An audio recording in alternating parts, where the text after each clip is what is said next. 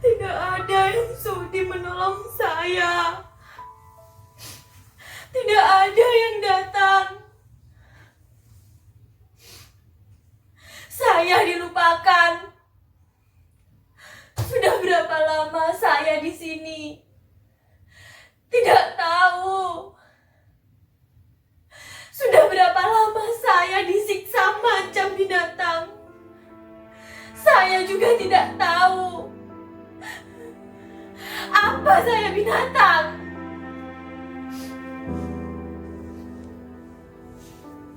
Empat dinding ini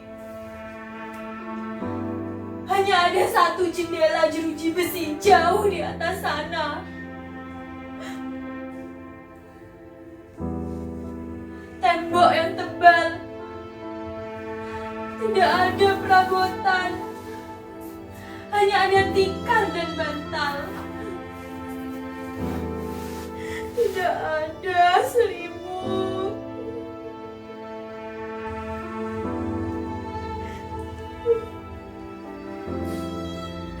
Saya tahu tidak mungkin lolos dari penjara ini jika tidak ada yang sudi menolong. Mustahil saya selamat jika tidak ada mukjizat. Mudasir? Itu kamu, Mudasir? Bagaimana caranya kamu bisa masuk ke ruangan ini, Mudasir? Mudasir? Kenapa? Tidak kenal saya lagi? Saya Atika, istrimu. Dulu, kamu mengantarku ke Jakarta. Kita berpisah di Bandara Soekarno-Hatta. Kamu bercerita di surat, setelah mengantarku, kamu langsung pulang ke kampung. Setahun kita berkirim surat. Namun, tiba-tiba musibah datang. Dan surat itu tidak pernah datang lagi. Jangan pergi, Mudasir. Jangan tinggalkan saya. Apa saya sudah tidak menarik lagi? Dulu kamu bilang saya cantik. Saya memang cantik. Kecantikan saya alami, tanpa gincu dan bedak. Ini saya, Atika. Saya tahu penyiksaan ini bikin saya tidak secantik dulu lagi. Kalau ada cermin di kamar ini, mungkin saya bisa segera tahu wajah saya seperti gombal busuk, tidak layak dipandang-pandang. Bikin jijik ya. Tapi Mudasir, kamu menikahi saya lahir batin kan? Kamu menikahi saya bukan karena wajah saya kan? Mudasir, kalau memang benar kamu di sini, keluarkan saya dari sekapan ini. Lalu kita bisa pulang kampung bersama-sama. Tidak perlu melapor kepada polis raja di raja. Tidak guna melapor kepada Menteri Tenaga Kerja. Kita warga negara Indonesia, bukan negara Filipina. Beruntunglah mereka yang berasal dari Filipina. Bahkan presiden mereka pun peduli terhadap tenaga kerjanya. Terutama yang bekerja di mancanegara. Sedangkan kita, kalau banyak uang pun diperas sampai habis tulang sumsum. Sedangkan kalau terkena musibah, dilupakan. Pura-pura tidak tahu.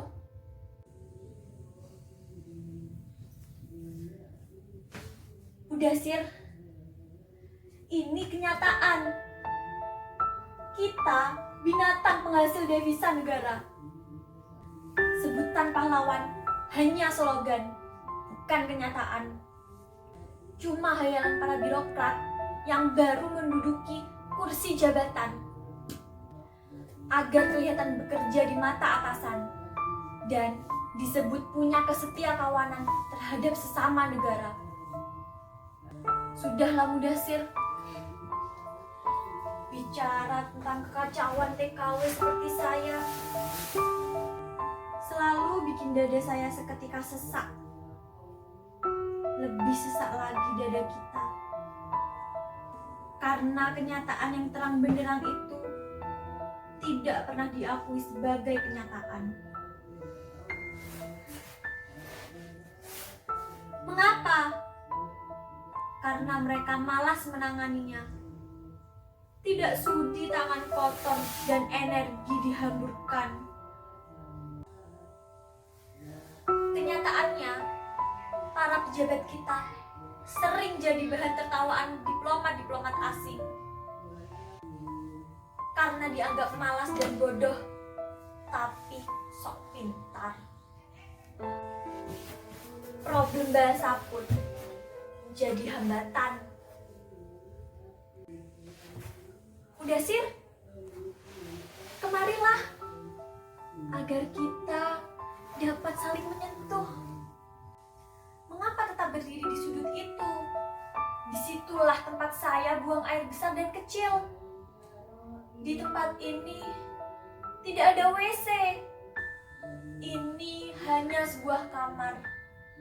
Entah tadinya dipakai untuk kamar siapa. Saya tidak tahu mengapa saya ada di kamar ini. Mengapa saya disekap di kamar ini. Tidak bisa saya kirim di surat. Mana mungkin bisa berkirim surat? Di sini tidak ada pulpen, kertas, perangko.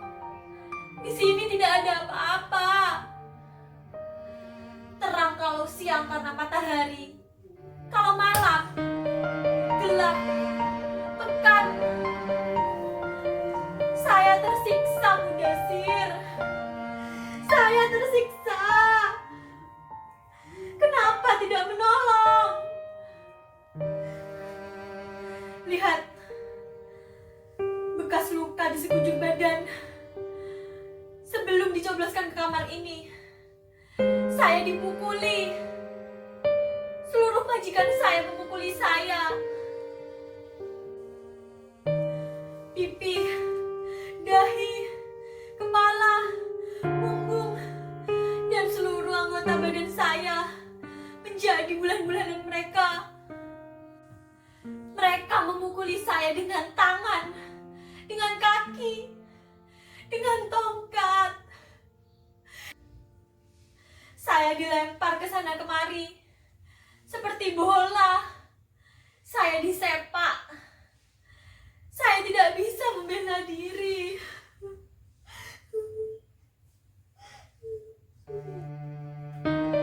Saya berteriak, menangis, bertanya, apa salah saya? Jawabannya hanya geraman dan teriakan. Pukulan lagi bertubi-tubi. Apa salah saya? Kamu indon bangsat, bajingan, pencuri, tidak tahu diri. Hanya teriakan itu yang saya dengar. Demi Tuhan, saya sama sekali tidak pernah mencuri. Tetapi tidak ada sidang pengadilan yang memihak. Saya tidak seperti yang mereka tuduhkan. Yang ada hanya ruangan ini, penjara ini.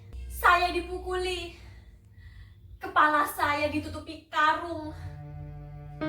Saya dimasukkan ke dalam penjara ini.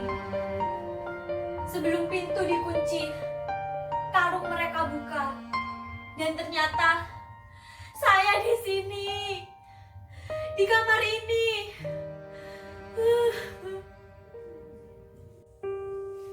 Sudah berapa lama saya di sini? Lihat,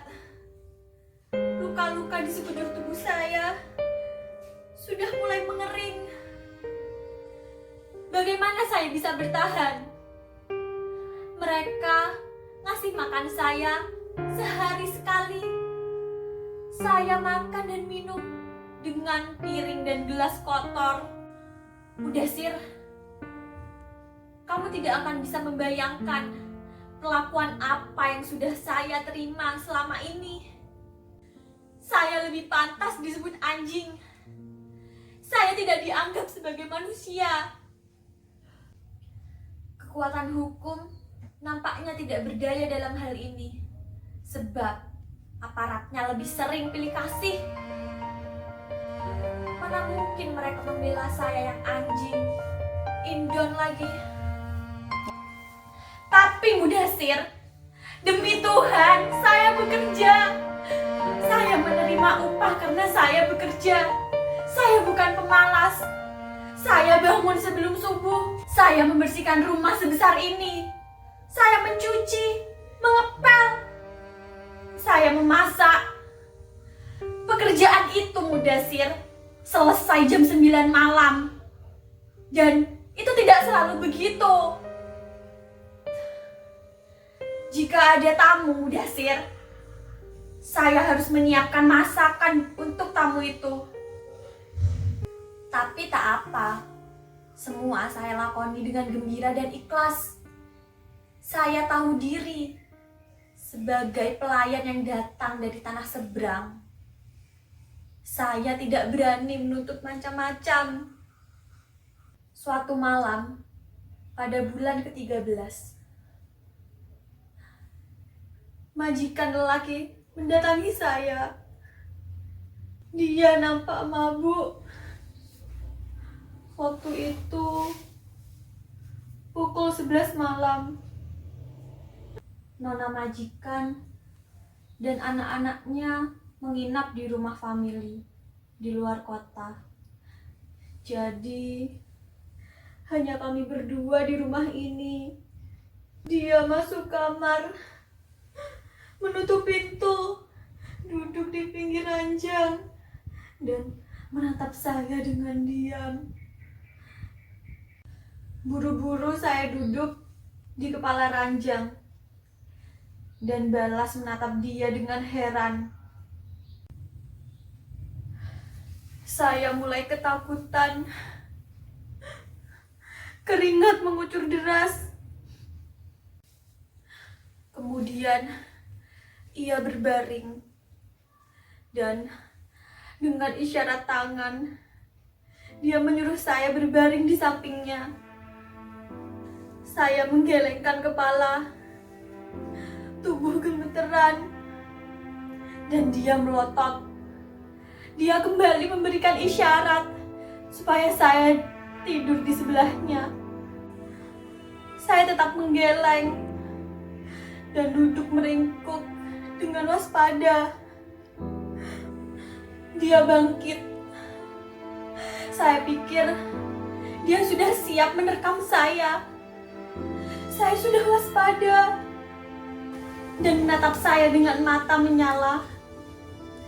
Dia membuka pintu, menutupnya dengan keras. Terdengar langkahnya semakin menjauh.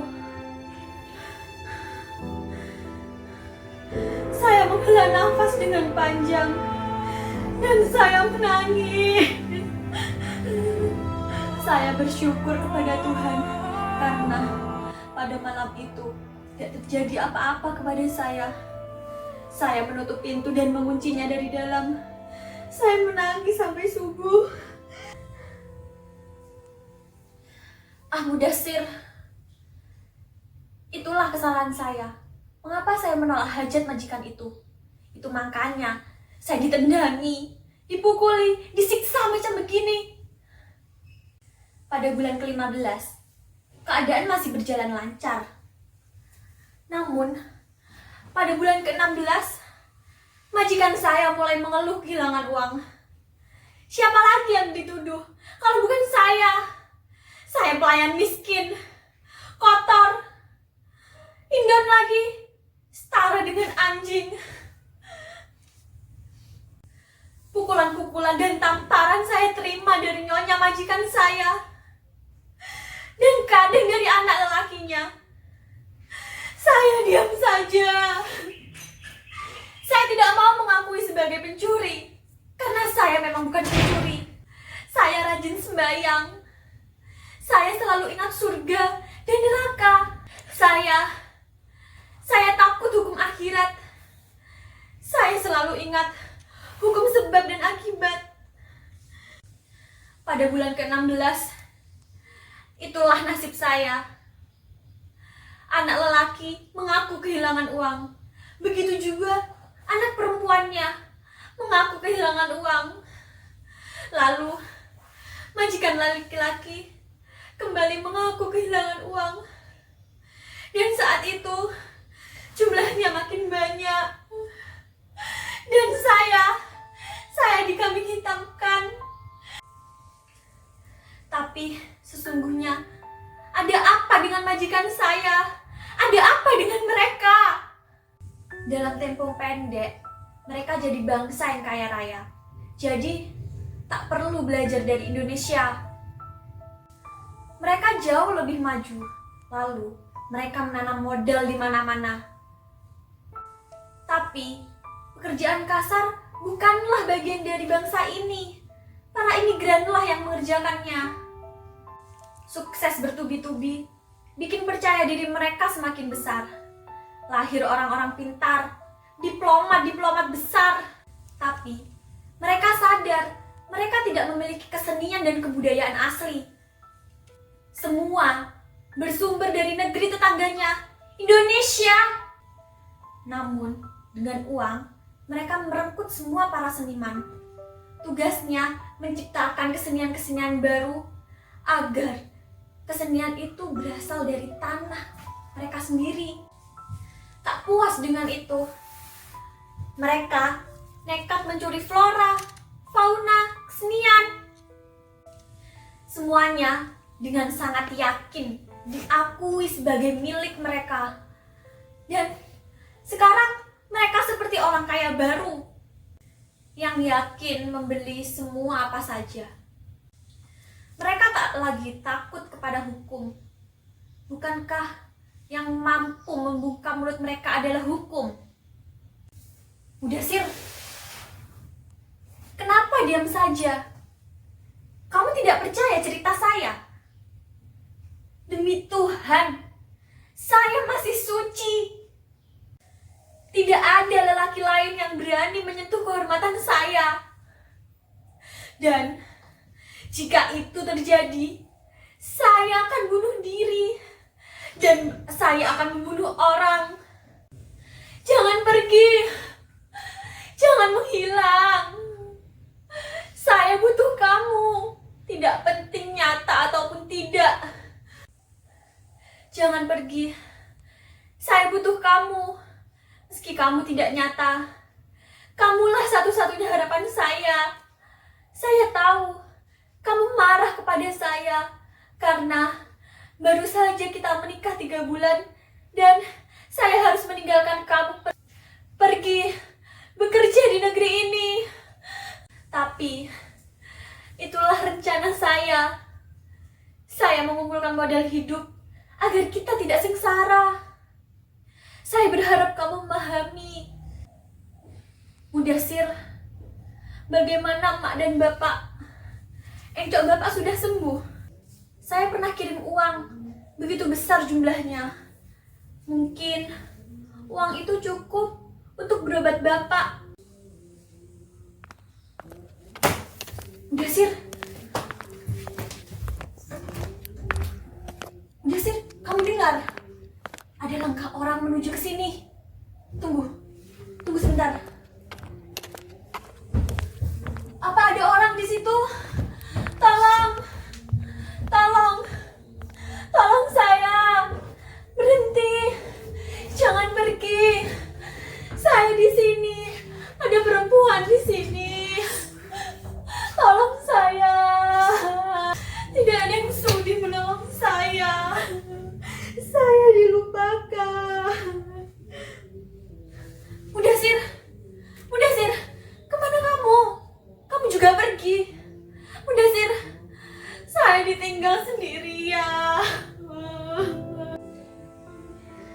Mana mungkin saya bisa bertahan? Tidak ada yang menolong saya. Tidak ada apa-apa. Saya sendirian. Bahkan bayangan suami pun hilang. Saya rela mati kalau memang saya harus mati. Tapi saya harus menceritakan semua pengalaman saya, peristiwa yang saya alami. Entah kepada siapa, ya kepada siapa saja yang mau mendengar. Saya akan menceritakan secara rinci peristiwa yang saya alami. Saya tidak rela mati tanpa orang lain tahu apa yang terjadi kepada saya. Kejadian seperti ini harus dijelaskan. Kesalahan seperti ini harus orang tahu. Manusia dilahirkan dengan derajat yang sama. Tidak ada manusia yang menyiksa manusia lain. Saya dianiaya tanpa sebab, tanpa akibat. Adilkah itu? Tapi terus terang, saya lelah meminta tolong. Sudah berapa ratus kali saya meminta tolong, tapi tidak ada yang menolong. Apakah ada yang merasa kehilangan saya? Mungkin sehari, 2 hari bisa dimaklumi, tapi sebulan itu seharusnya bisa membuat masyarakat resah. Itu bisa dicurigai sebagai pembunuhan.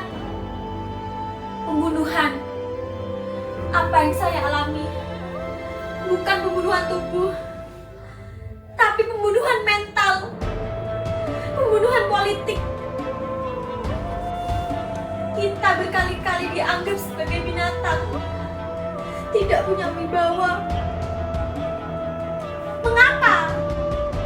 Agar rasa percaya diri hilang, kita dipaksakan sebagai pelayan, bantu. Kita sering dihapus dari peta dunia, tapi kita tidak pernah merasakannya.